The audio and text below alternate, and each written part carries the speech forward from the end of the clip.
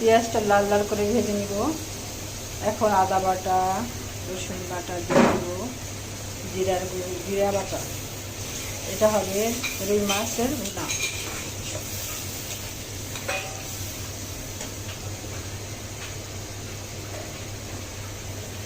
এখন দিব হলুদের গুঁড়ো,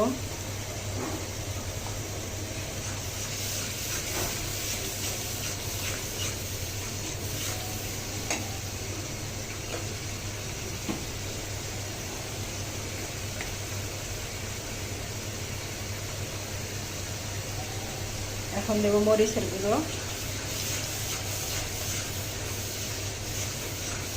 এটা ভালোভাবে কষিয়ে নিব।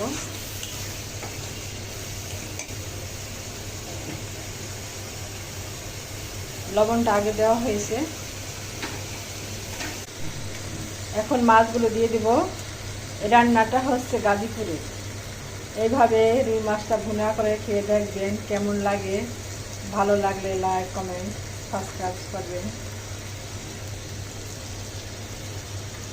পেঁয়াজটার সাথে একসাথে দিয়ে ভালোভাবে শুকনা শুকনা হবে।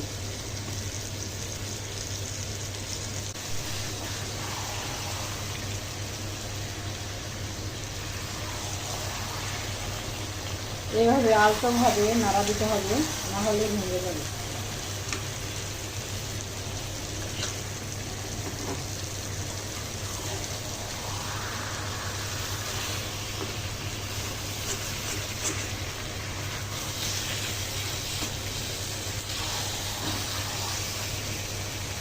এখন দিব ধনিয়া পাতা,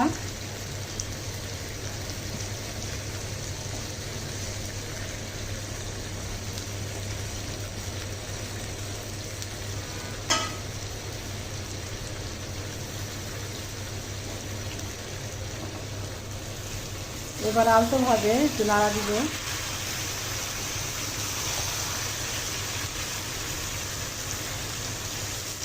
এই তো রান্না হয়ে গেল গাজীপুরের সুস্বাদু রুই মাছ ভুনা।